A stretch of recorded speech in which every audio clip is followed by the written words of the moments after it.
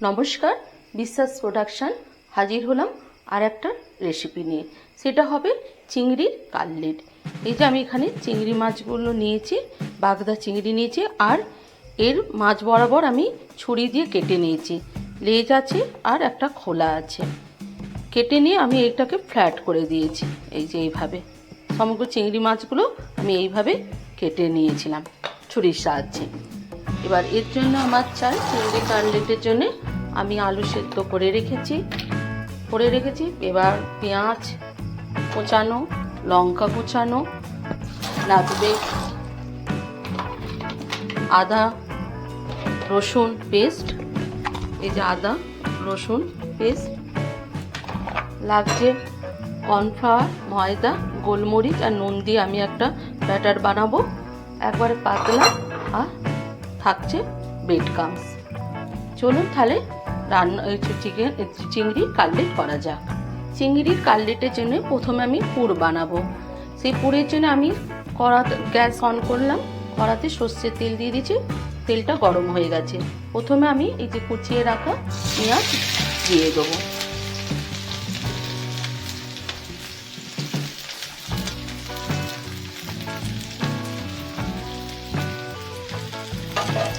পেঁয়াজগুলোকে এবার আমি একটু ভেজে নেব।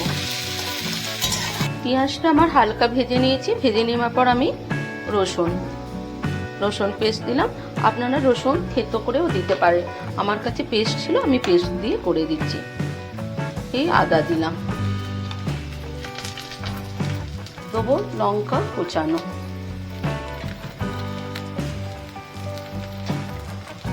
আপনারা যেমন ঝাল খাবেন সেই রকম আপনারা সেই বুঝে লঙ্কা দেবেন। এটাকে আবারও আমি কষিয়ে নেব।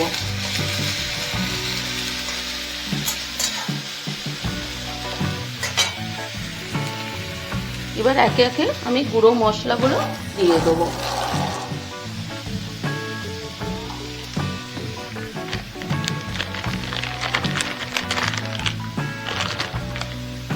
ধনে গুঁড়ো দিলাম,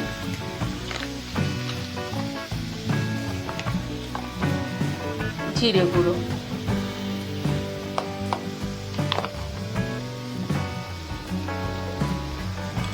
দেবো স্বাদ মতো নুন,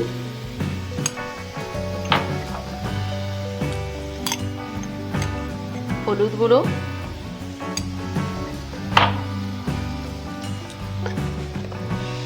ঝাল লঙ্কার গুঁড়ো,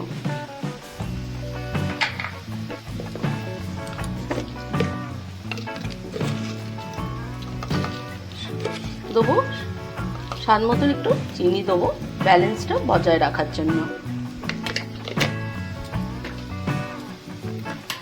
দিয়ে আমি ভালো করে নাড়িয়ে নেব।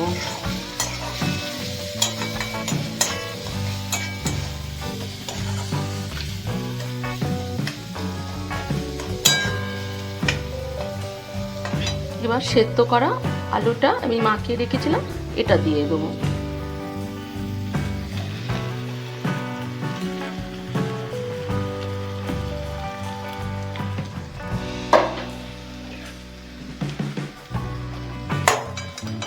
দিয়ে মশলার সাথে ভালো করে মিশিয়ে নেব।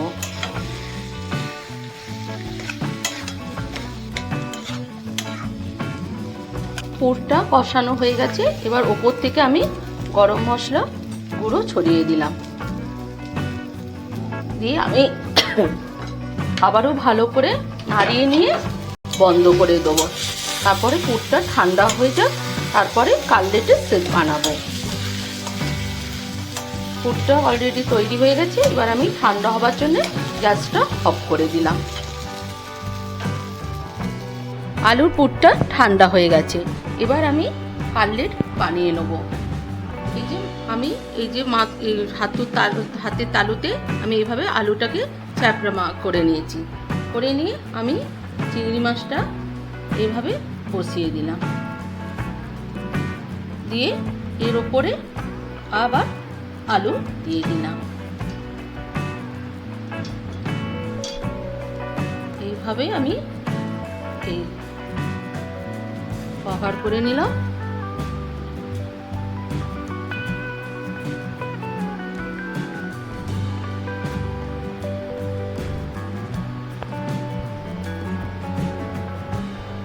আবার একটা করে দেখাচ্ছি।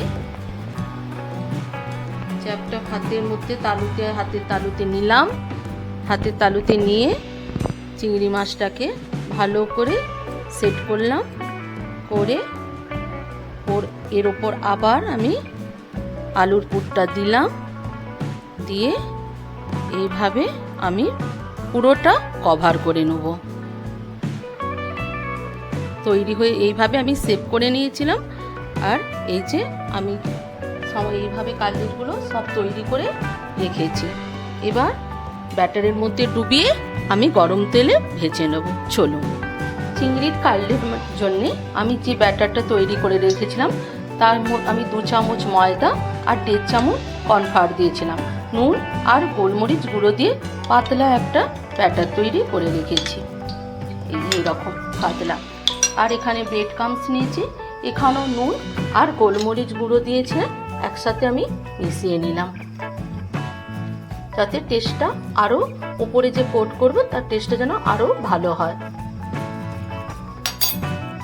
কড়াতে আমি তেল দিয়ে দিয়েছি, সর্ষের তেল, গরমও হয়ে গেছে। এবার এইগুলো চিংড়ির কাটলেটগুলো আমি আস্তে আস্তে করে ব্যাটারের মধ্যে ডোবাবো। ডুবিয়ে আমি ব্রেড ক্রাম্বসের মধ্যে দেবো। এগুলো একটু আস্তে আস্তেই করবো।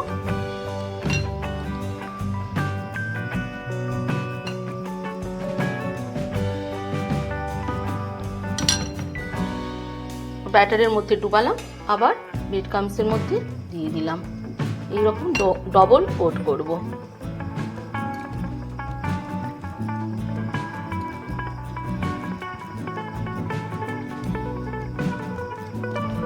আমি তেলের মধ্যে ছাড়লাম।